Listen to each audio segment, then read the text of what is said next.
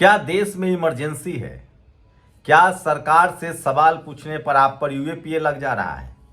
सोचिए, जो लोग कल तक खुश थे कि कोई शर्जील इमाम, कोई उमर खालिद, कोई खालिद सैफी गिरफ्तार है, मुसलमान गिरफ्तार हो रहे हैं, अब मंजीत घोषी नाम के एक कांग्रेस के कार्यकर्ता को गिरफ्तार कर लिया गया है प्रधानमंत्री नरेंद्र मोदी को वोट चोर कहने पर। तो सवाल है कि फिर राहुल गांधी को गिरफ्तार कीजिए। तो फिर सवाल है कि निर्मला सीतारमण के जो पति हैं वो रोज कह रहे हैं कि ये सरकार बेईमानी से आई है, 76 सीटों पर लोकसभा चुनाव में बेईमानी किया है। वो बिहार विधानसभा के आंकड़े दे रहे हैं, कह रहे हैं कि यहाँ 1.5 लाख वोट फर्जी गिने गए हैं। तो इनको क्यों नहीं गिरफ्तार करते हैं?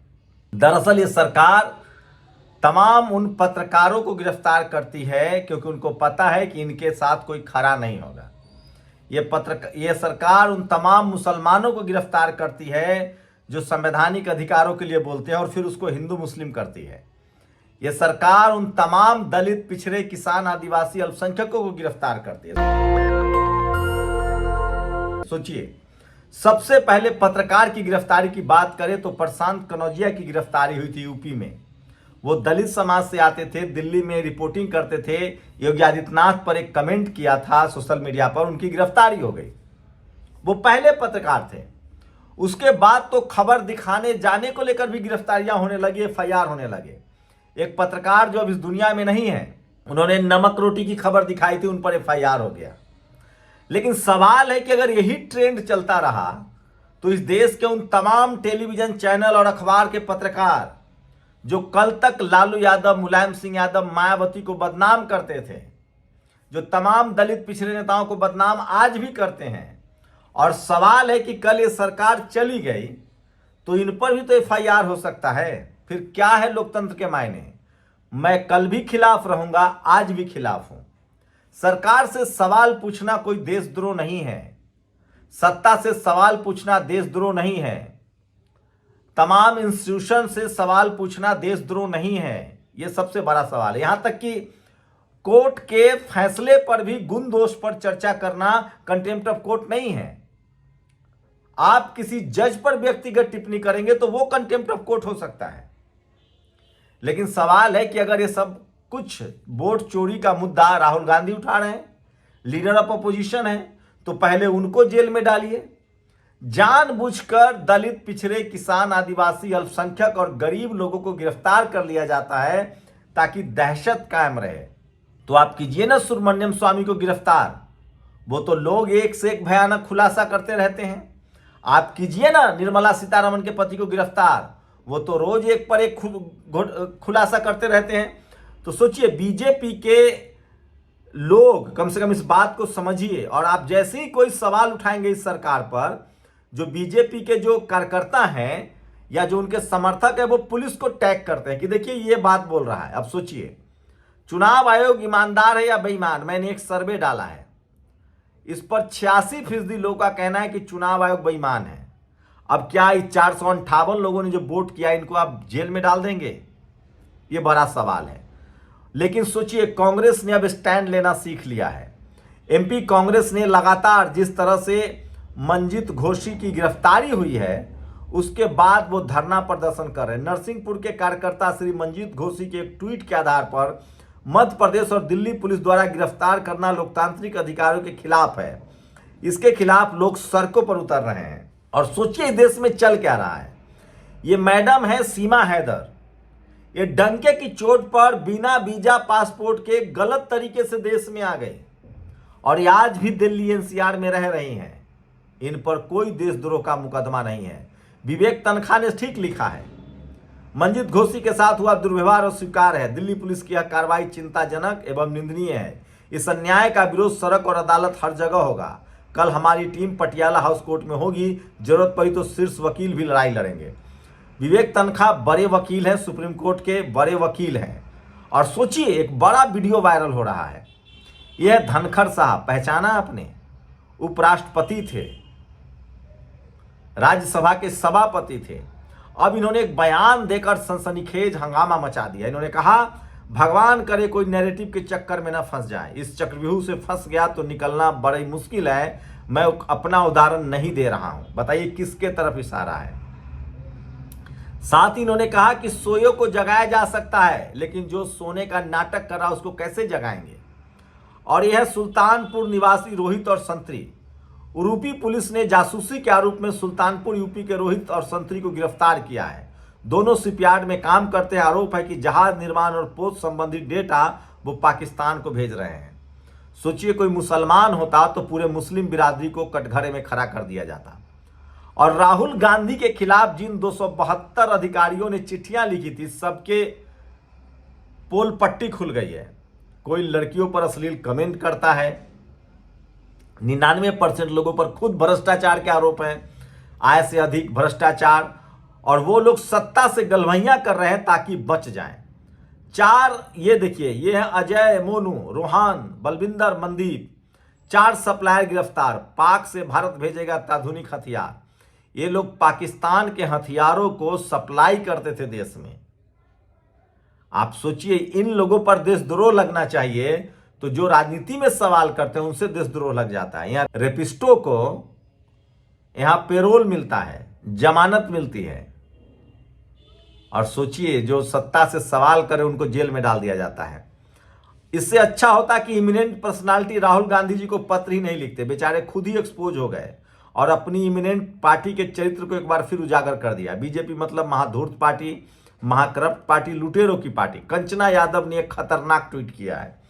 और सोचिए जातिवाद किस तरह से है। इस देश के बहुजनों को मेरा वीडियो जरूर देखना चाहिए।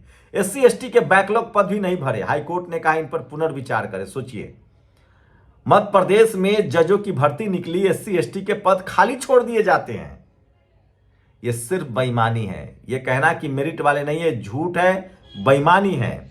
और दिल्ली पुलिस ने ISI से कनेक्ट हथियार सप्लाई गैंग पकड़ा। अजय, मनदीप, दलविंदर, रोहन गिरफ्तार हैं। 10 पिस्टल, 92 कारतूस, तुर्की चीन मेड पिस्टल पाकिस्तान से ड्रोन के जरिए पंजाब बॉर्डर पर गिराई जाती थी, फिर भारत में बिक्री होती थी। और डॉलर की कीमत लगभग 90 रुपए के पार पहुंच गई है, 89.64। कभी प्रधानमंत्री कहते थे कि मैं सत्ता में बैठा हूं, तब जब तक कोई सरकार कमजोर नहीं होगी, रुपए की कीमत कमजोर नहीं होगी। और सोचिए सुषमा स्वराज कहती थी कि रुपया कोई कागज का टुकड़ा नहीं है, देश का सम्मान है। अब इस पर कोई बात ही नहीं कर रहा है।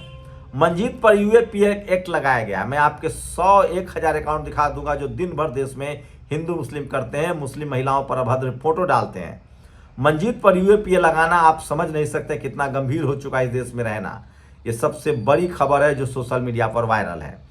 और सोचिए वोट गिने गए 5,02,97,553। कुल वोट पड़े 5,29,838। मैं नहीं कह रहा हूं, निर्मला सीतारमण के पति प्रकला प्रभाकर ने कहा है।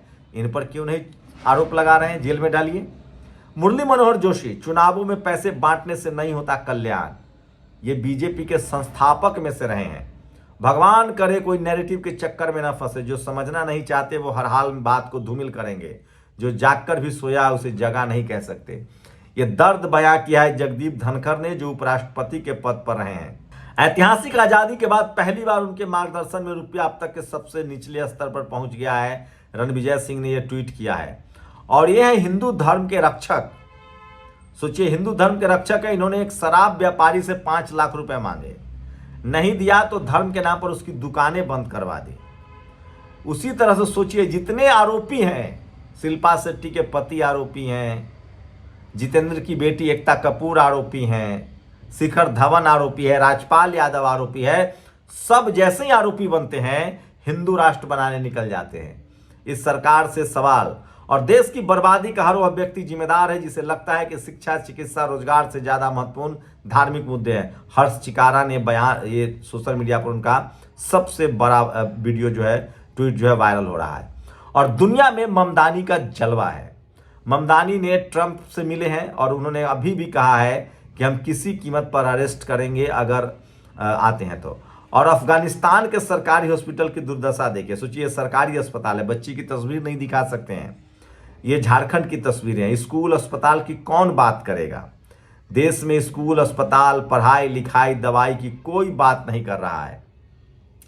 और एसआईआर का मुद्दा बड़ा होता जा रहा है। लगातार सोचिए, एसआईआर में लगातार बीएलओ सुसाइड कर रहे हैं। इतना काम का दबाव है। सरकार 1 महीने 2 महीने में चुनाव आयोग उसको करवाना चाहती है। और ये तस्वीरें दिल्ली की है। सोचिए, ओपीडी, ये मरीज हैं एम्स में, आरएमएल में, सुबह से लाइन लग जाता है। लेकिन ये सब चुनाव में मुद्दा नहीं बनता है। मैं इसलिए कह रहा हूं कि सोशल मीडिया ही सच्चा मीडिया है, सोशल मीडिया ही बहुजन मीडिया है। और याद है, एक दलित समाज की आईएएस, उनको राष्ट्रपति ने पुरस्कार दिया है, टॉप की थी। और उन्होंने, वो राजस्थान में पोस्टिंग है, और जिस भी जिले में वो जाती हैं उस जिले को साफ सफाई, लॉ एंड ऑर्डर में शानदार बना देती है। नाम उनका टीना डाबी। वो भी सोशल मीडिया पर वायरल हैं और लगातार इकोनॉमिक वीकर सेक्शन का फर्जीवाड़ा हो रहा है। खुरपेच ने एक और खुलासा किया है। उत्तर प्रदेश की रहने वाली उजाला सिंह ने बिहार में इकोनॉमिक वीकर सेक्शन का सर्टिफिकेट बनवा लिया। और देश के हर कोने में बीएलओ मर रहा है। सोचिए, पश्चिम बंगाल, ड्यूटी के दौर में दम तोड़ गई जिंदगी। एसआईआर वर्कलोड से परेशान महिला बीएलओ ने की खुदकुशी। मध्य प्रदेश, केरल, पश्चिम बंगाल, गुजरात, राजस्थान, गुजरात, मध्य प्रदेश, सब जगह बीएलओ की सुसाइड कर रहे हैं। और राहुल गांधी के खिलाफ तो 272 लोगों ने चिट्ठी लिखी थी। 26 लाख लोगों ने सिग्नेचर किया है कि किस तरह का फर्जीवाड़ा हो रहा है। ये तमाम बड़ी खबरें हैं जो सोशल मीडिया पर वायरल, और इसलिए मैं कहता हूं कि सोशल मीडिया ही सच्चा मीडिया है, सोशल मीडिया ही बहुजन मीडिया है। तो नेशनल दस्तक के तमाम वीडियो देखिए। और यह है दैनिक भास्कर। सोचिए, अरुण मिश्रा, ये अरुण मिश्रा है, जो अनिल मिश्रा इसका नाम है। ये रोज बाबा साहब की बात को अंट संट बोलता है, कहता है वो संविधान निर्माता नहीं है। और अखबार वाले, दैनिक भास्कर वाले, इस अनिल मिश्रा के जगह अरुण मिश्रा का, सोचिए, जब अखबार का संपादक दलितों और संविधान निर्माता बाबा साहब डॉक्टर भीमराव अम्बेडकर के नफरत परोसने के लिए रिपोर्टर और डेस्क को ड्यूटी पर लगाता है, तो तमाम तरह के फर्जीवाड़े करता है। जैसे ही रिपोर्ट में उसने अरुण मिश्रा को देश का चीफ जस्टिस बना दिया, वो भी दूसरा सबसे लंबा कार्यकाल वाला, जबकि 2014 से लेकर 2020 तक 7 चीफ जस्टिस बदले गए। अरुण मिश्रा तो एक दिन के लिए भी चीफ जस्टिस नहीं रहे, कार्यवाहक भी नहीं रहे। चूक नहीं है, बाबा साहब से नफरत में वजन पैदा करने के लिए झूठ का सहारा लिया गया। सोचिए, ये अनिल मिश्रा है जो रोज बाबा साहब का अपमान करता है। और बहुत ही तकलीफ दे खबर है, बसंत कुमार कनौजिया, ये लगातार लखनऊ में धरने पर बैठे हुए हैं। इनको सस्पेंड कर दिया गया है। और मतलब क्या कहा जाए, दलित समाज के लोगों को इनके साथ खड़ा होना चाहिए, बहुजन समाज के लोगों को, न्याय पसंद लोगों को इनके साथ खड़ा होना चाहिए, ताकि इनको रोहित वेमुला की तरह और प्रताड़ित न होना पड़े। और देश ने एक जांबाज, बहादुर, सूरवीर नमन सयाल शहीद हुए हैं। हमने उनको खो दिया है। फ्लाइट कमांडर थे। और एक तेजस जो दुर्घटनाग्रस्त हुआ है, अब वो हमारे बीच नहीं रहे। और दुर्गा दल की सेनापति वीरांगना झलकारी बाई जी की जयंती पर कोटिश नमन। तो तमाम बहुजन समाज के लोग हैं। और आज हमारे आंदोलन का 5वां दिन है। ये खुद बसंत कुमार कनौजिया ने जो ये सारे तस्वीरें शेयर की है, अगर आप लखनऊ के आसपास है तो जरूर इनका हौसला अफजाई कीजिए। इनको बीबीयू, बाबा साहब भीमराव अम्बेडकर यूनिवर्सिटी से निष्कासित कर दिया गया है। और ये संवैधानिक तरीके से अपना आंदोलन चला रहे हैं। शुक्रिया। दस्तक की आपसे गुजारिश है कि अगर इसको बचाना चाहते हैं तो नेशनल दस्तक को सब्सक्राइब करने के लिए रेड कलर के सब्सक्राइब बटन को दबाएं, फिर बेल आइकन की घंटी दबाएं। नेशनल दस्तक को बचाने के लिए बहुत जरूरी है कि हर खबर को शेयर करें, लाइक करें, कमेंट जरूर करें।